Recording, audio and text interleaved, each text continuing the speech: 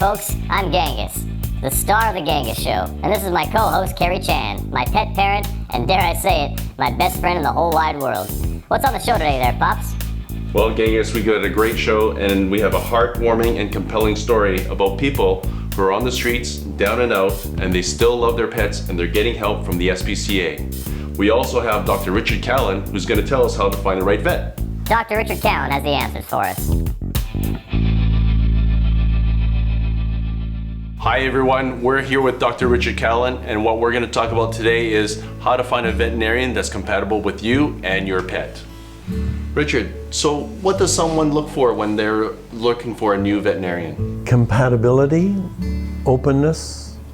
Every veterinarian has a unique perspective, and you try to find somebody who you can work with, because usually the pet owners may have a completely different view on many things, and the idea is that there is no right way of doing anything. In what we call the big conventional field of medicine, it's very rigid in how it presents, how they think you should be raising and treating and feeding and medicating your pet. And if you move over into other fields or other disciplines, but the sort of so-called holistic side of veterinary medicine, there's a great deal of conflict, which there needn't be, because everybody's a little bit right. And it's to find that situation where you at least have leeway to discuss your needs and wants for your pet, not just to hand over the health of your pet to somebody else. I think that's one of the most dangerous things you can do. So what would you recommend that someone do when they go and look for a new veterinarian? What kind of steps could they take? What I advise people to do is to search out in whatever means you want in your area, and I wouldn't choose a veterinary hospital, for instance, based on the convenience of the location. Like geographically to the neighborhood. Yeah. So you want to find the ones that are in your area, obviously somewhat reasonably close. And you first can start by just wandering in the office without your animal and get a sensing of what does this place feel like? Listen to the receptionist talk to people on the phone and just ask a couple questions about whatever. So just going in and just observing the actual veterinarian clinic and seeing how they operate? Yeah, you can learn an awful lot just listening how they deal with their clients on the phone and whatever, without even meeting the vet. Okay. Now what about with the veterinarian? How can they go about finding out a little bit more information? Well, I think it's important enough to, if it's looked at like you're actually hiring your veterinarian to care for your pet, you're hiring them. So why not interview them? So that you learn kind of what their beliefs are and how flexible they are, introduce your ideas of what you think is important to you for your pet, see how they respond. And that can all happen without the presence of taking your animal in. And if they won't grant you a brief 5 minutes with the vet, then I'd move on to the next hospital or next veterinarian. So going online and looking at some of the review networks isn't really the best way to choose a veterinarian? No, it's like looking for a movie that you like. Your best friend loved this movie and you didn't like it at all, kind of thing. So it's really important that you get along with the vet and that you're compatible. Yeah. And then how about with the pet now, with your animal? Do you bring them in the next time? Yeah, if you like a place and it seems okay, then make an appointment for a checkup and see how that goes. Sure. Now what about in emergency situations? Because sometimes, obviously with scheduled appointments and shots and such like that, those are fairly, easily to arrange. But what about in an emergency situation? How would you... I think there is a specialty of veterinary emergency service, and they're highly trained. And there's now, in the major cities, there are facilities, more than one, that deal with nothing but emergencies. And I think because they're equipped to deal with it, if you've got a real emergency, you want to know where to go before the emergency happens. So I'd almost do the same thing if there's more than one emergency facility. I'd check it out. I'd go in each one and then keep the number on your fridge or whatever, carry it with you, and if something happens, you already know where you're going. Whereas it's very difficult to sort out. And then you can find out the hours, what happens if something happens, what do I do? Do I just come in? Do I have to go to my vet and whatever? So the policies may vary, but the thing is you want to have it in place so you know where you're going to go so you don't waste that time. Well, that's really some good pointers. And so what we should do is just really make a list and go out and interview some of them. And then also, would the emergency facility be different from just the everyday veterinarian clinic? Well, they just do, they don't do regular veterinary work. You don't go there for an annual exam or something like that. And so they just deal in emergencies, and then they're very, of course, willing to help. And it can get extremely expensive very, very quickly. And a lot of people don't have an idea of what the expenses are going to be, and that's the advantage of knowing ahead of time.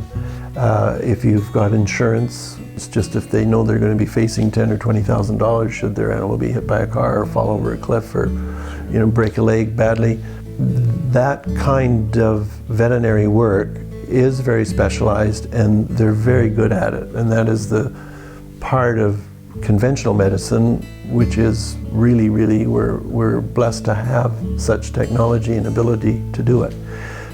It's just when you're in it and you've got to make all these decisions that can be quite difficult. Thank you very much for watching, and join us next week.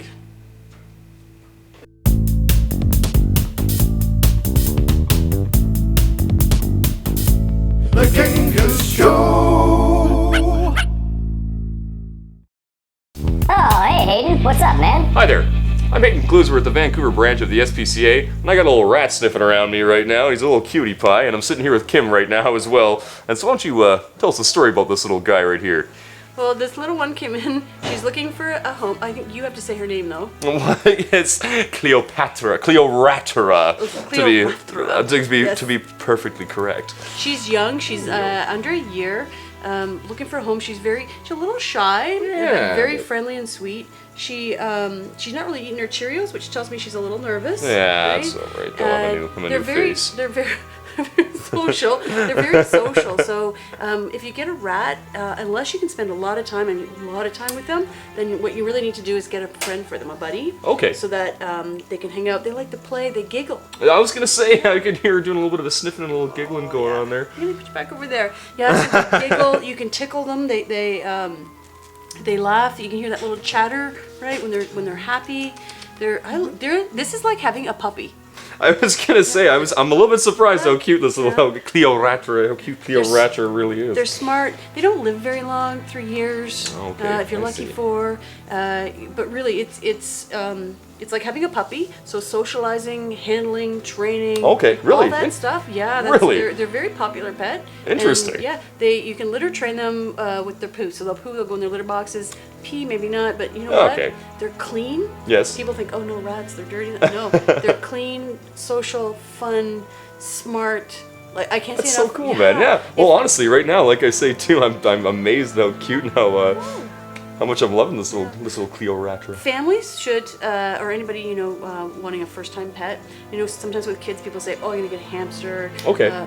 No. Rats? Get a rat. They're so interactive and social. You can't get them though and just keep them in a cage. They need to be out. They need to be doing things. If you're gonna get a cage, you want the big tall ones so they can actually climb. Think about what they do naturally. That's a very good point, actually. It's true, Other yeah. than chewing your stuff. You want to get a big cage, and you know what? I had rats, and I never had problems. Like they when I couldn't supervise them, they had this big. It was like a big bird cage, huge, so that they could climb and crawl and do whatever they wanted. And I gave them lots of things to chew, so then they weren't chewing my. There you go. Yeah. That's also helping. Yeah, I was gonna say.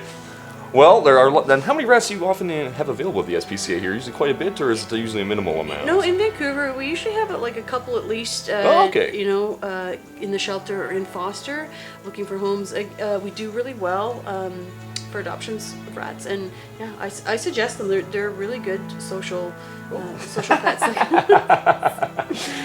And then you can carry them around. Nobody will even know. I was gonna say, yeah. Fit right in your bag on the subway, no worries or anything at all. Well, there are always lots of rats available here at the SPCA, so if you want to come down and check one out, you're always more than welcome to. Come talk to Kim here; she'll be happy to help you out. And thanks very much, Kim. I'm Hayden Clues.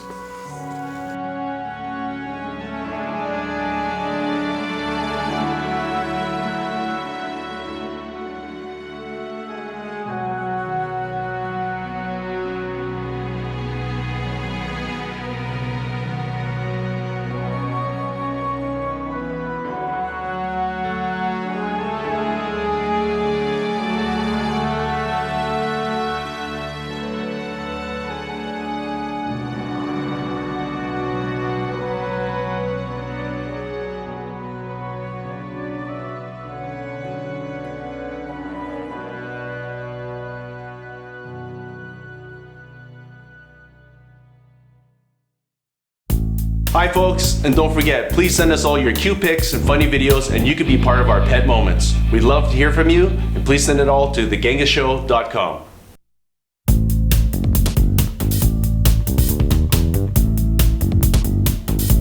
The Genghis Show. And now we're gonna go visit with Bonnie Sainsbury, who's gonna tell us all about what's going on with pets and social media. Genghis and I would like to know about you and your pet. So we'd like you to send a photo or a video and a story about your pet to Genghis at thegenghisshow.com, and we'll put you on our homepage.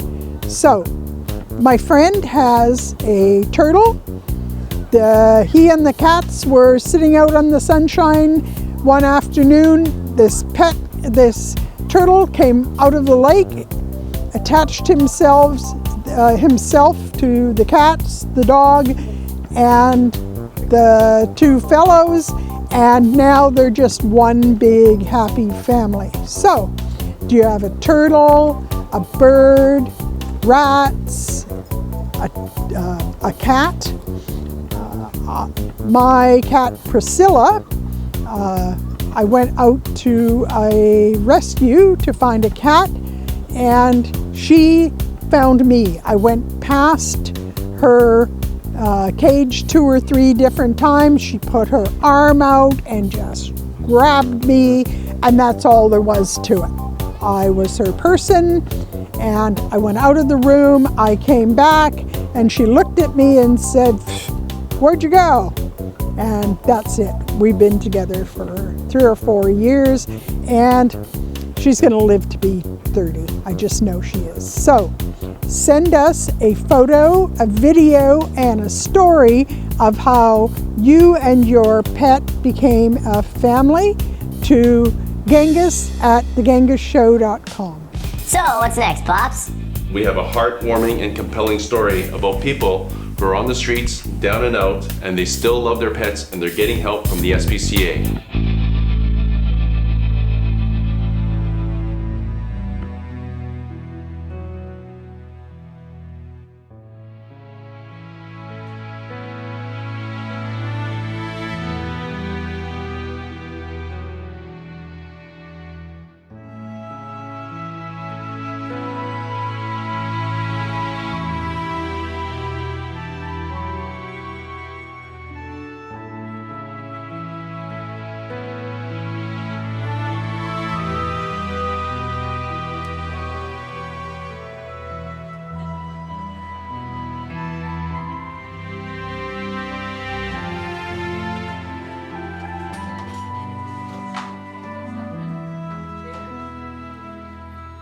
Well, we're a weekly pet food bank. We've been here for almost 16 years, thanks to Mission Possible giving us the space, and we're part of the community. So we give out pet food, litter, collars, training advice. A lot of people, if they have emergencies or medical concerns, they come see us and we'll refer them to our clinic or a vet clinic that works with us. And then the little known secret that we have is we have a monthly vet clinic. But we have a community of veterinarians that are all volunteer from the community who come in, donate their time monthly, and then we've really seen an increase in health for our animals downtown here. And then what happens is if there's any concerns or any follow-up treatment, we refer to our clinic, or if there's a vet maybe in the clinic in the community, through our funding, all donations, we we support and pay for the treatment. We do outreach. Myself too will go out and go downtown under the bridges into the FROs and really just reach out, because a lot of times people face a lot of barriers. Whether you'll see today it's really busy, a lot going on, and if you're a little anxious, and if you're anxious, this might be too much. So what they'll do is not come in. So we'll go reach out to them and take food to them, maybe arrange to get them to that, kind of give them a ride. How many? One.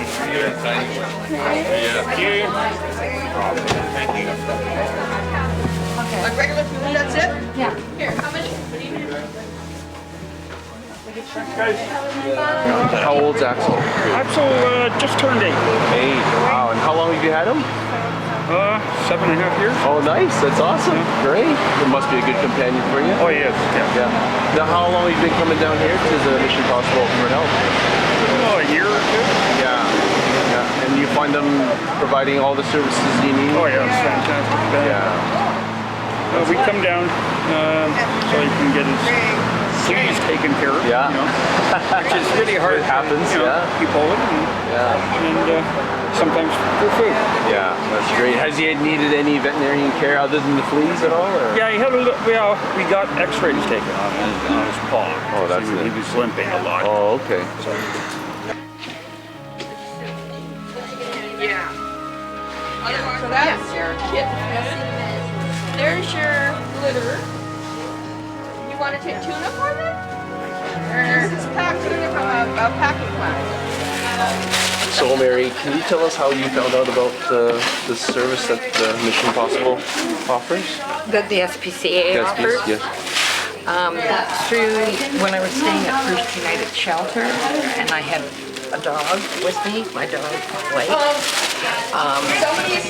They told me about the dog food here, so I brought down, and that's how I found out about it. And then through that, I started volunteering, but before that Blake took sick, and with the vet program that we offer the last Thursday of the month, Blake was able to see the vet fully treated, which extended his life about 6 months. So it gave me 6 more months with my dog.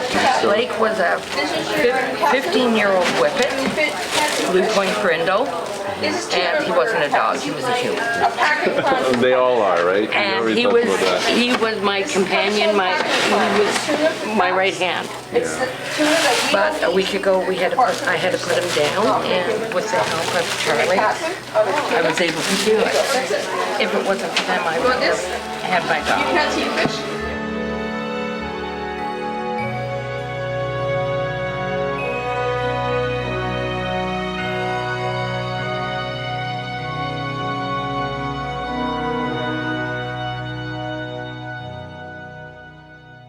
And before we leave you, here's another edition of Pet Moments.